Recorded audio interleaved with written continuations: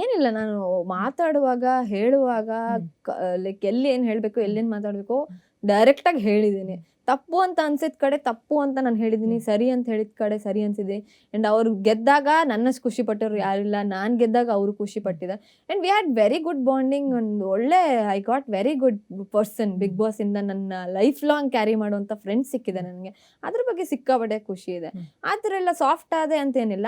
And the opposite person ನನ್ನ ಜೊತೆ ಹೇಗ್ ರಿಯಾಕ್ಟ್ ಮಾಡ್ತಾರೆ ಅನ್ನೋದು ಸಿಕ್ಕಾಪಟ್ಟೆ ಇಂಪಾರ್ಟೆಂಟ್. ಇವಾಗ ನೀವು ಇದೇ ರೀತಿ ಸಾಫ್ಟ್ ಆಗಿ ಮಾತಾಡಿದ್ರೆ ನಾನು ಇದೇ ರೀತಿ ಸಾಫ್ಟ್ ಆಗಿ ಆನ್ಸರ್ ಮಾಡೋದು. ಇಫ್ ನಾಟ್ ಬೇರೆ ರೀತಿ ಅಗ್ರೆಸಿವ್ ಆಗಿ ಮಾತಾಡಿದಾಗ ನಂಗೂ heat of the moment aggressive ಆಗಿ ಆನ್ಸರ್ ಮಾಡ್ಬೇಕು ಅಂತ ಅನ್ಸುತ್ತೆ. ಅದು ಹ್ಯೂಮನ್ ಟೆಂಡೆನ್ಸಿ ಅದು. ಅಲ್ವಾ? ವಿಕ್ಕಿ ವಿಚಾರದಲ್ಲಿ ಹಂಗಾಗಿಲ್ಲ. ವಿಕ್ಕಿ ಹೆಂಗಂದ್ರೆ ನಂಗೆ ಪ್ರತಿಯೊಂದು ವಿಚಾರನ ಫುಲ್ ಸಾಫ್ಟ್ ಆಗಿ ಹೇಳ್ತಿದ್ದು, ಎಲ್ಲ ಅರ್ಥ ಮಾಡಿಸ್ತಿದ್ದು, ಬೈತಿದ್ದು, ಏನೇ ಆದ್ರೂ ನಿಂಗೆ ಕೂತ್ಕೊಂಡು ಕೂರ್ಸ್ಕೊಂಡು ಎಲ್ಲ ನೀಟಾಗಿ ಮಾತಾಡೋದು. ಸೊ ಹಂಗಾಗಿ ನಾವಿಬ್ರು ಎಲ್ಲೂ ಜಾಸ್ತಿ ಜಗಳ ಆಡೋದಾಗ್ಲಿ, ಮಿಸ್ಅಂಡರ್ಸ್ಟ್ಯಾಂಡಿಂಗ್ ಆಗ್ಲಿಲ್ಲ. ಬಿಕಾಸ್ ಹಿಂಗ್ ಕೂತ್ಕೊಂಡು ಕ್ಲಾರಿಟಿ ತಗೊಳ್ತಿದ್ವಿ, ಮಾತಾಡ್ತಿದ್ವಿ.